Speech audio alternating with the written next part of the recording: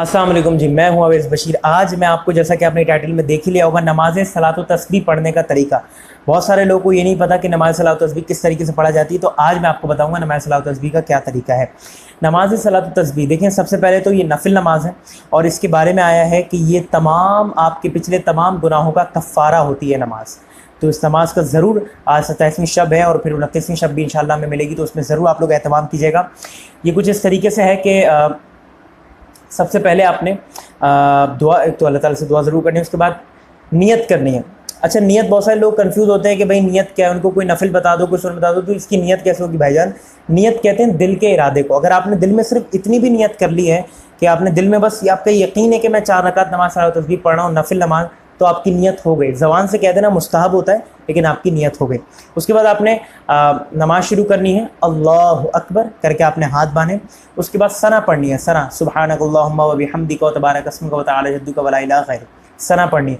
सना पढ़ने के बाद आपने 15 मरतबा सुब्हानल्लाहि वल्हम्दुलिल्लाहि वला इलाहा इल्लल्लाहु अल्लाहु अकबर, तीसरा कलमा आप सबको याद होगा, तीसरा कलमा सुब्हानल्लाहि वल्हम्दुलिल्लाहि वला इलाहा इल्लल्लाहु अल्लाहु अकबर, इसको माफ़ कीजिएगा 15 मरतबा पढ़ना है।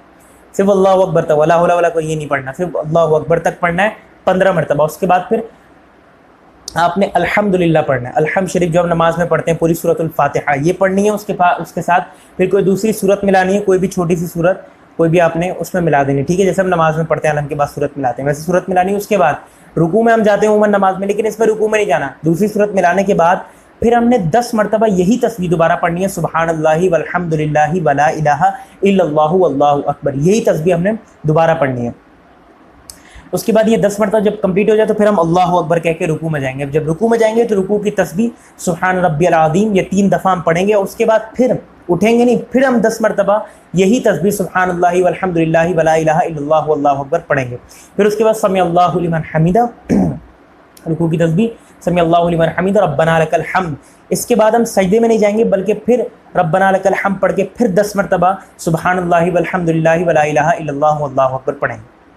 ये जब 10 मरतबा कंप्लीट हो जाए उसके बाद फिर हम सजदे में जाएंगे। सजदे की तस्बीह सुब्हान रब्बियल आला, सुब्हान रब्बियल आला, सुब्हान रब्बियल आला, ये 3 मरतबा पढ़ने के बाद फिर आप 10 मरतबा सुब्हानल्लाहि वल्हम्दुलिल्लाहि वला इलाहा इल्लल्लाहु अल्लाहु अकबर कहेंगे। कंप्लीट होने के जब सजदे से आप उठेंगे, तमाम नमाजों में क्या होता है कि तो सजदे के दरमियान जो बैठना होता है ना, ये अल्लाहु अकबर करके हम थोड़ी देर रुकते हैं, फिर दोबारा सजदे में जाते हैं। तो वो जब पहला सजदा करके जब आप थोड़ा सा, जिसमें हम थोड़ा सा बैठते हैं, इस नमाज में ये होगा कि जब आप पहला सजदा करके जब बैठेंगे तब आपने दोबारा 10 मरतबा पढ़ना है। अभी सजदे में नहीं जाना, फिर दोबारा आपने 10 मरतबा पढ़ना है, सुब्हानल्लाहि वल्हम्दुलिल्लाहि वला इलाहा इल्लल्लाहु अल्लाहु अकबर, 10 मरतबा पढ़ के फिर आपने सजदे में जाना है।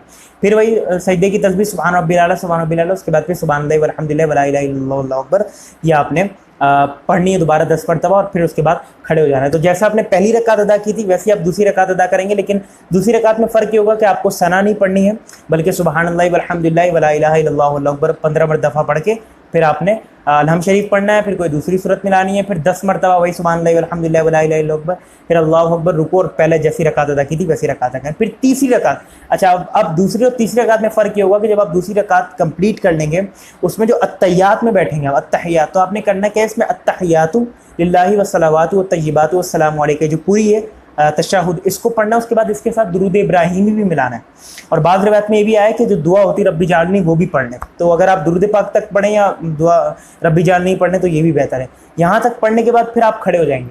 अच्छा, अब दूसरी और तीसरी रकात में फ़र्क ये होगा, जब तीसरी रकात पढ़ के जब आप खड़े होंगे तब आपने फिर जो है वो फिर आपने सना पढ़नी है, सना से शुरू करना है। फिर जैसे आपने पहली रकात पढ़ी थी उस तरीके से आप तीसरी रकात भी पढ़ेंगे।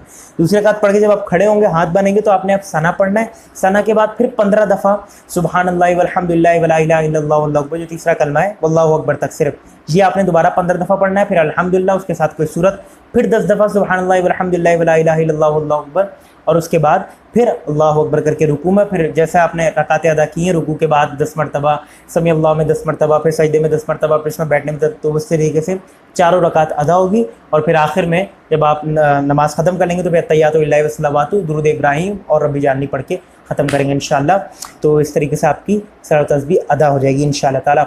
और सलात व तस्बीह के बाद इंशाअल्लाह उम्मत मुस्लिमा के लिए, मेरे लिए, मेरी वालदा साहिबा की सेहतयाबी के लिए भी, तमाम उम्मत मुस्लिमा में जहाँ जहाँ बीमार है, कोरोना वायरस का शिकार है, इस वबा से निजात के लिए भी, जो कोरोना वायरस से इंतकाल कर गए उनकी दुआ भी, उनकी मग़फ़िरत की दुआ भी ज़रूर कीजिएगा। पाकिस्तान में मुआशी इस्तेहकाम के लिए भी ज़रूर दुआ कीजिएगा इंशाअल्लाह, और मेरे वतन की सलामती की भी दुआ कीजिएगा इंशाअल्लाह। अल्लाह पाक हम सब की इबादतों को, रमज़ान को कबूल फरमाए। अलविदा रमज़ान की नई वीडियो में इंशाअल्लाह आपसे जल्दी मुलाकात होगी।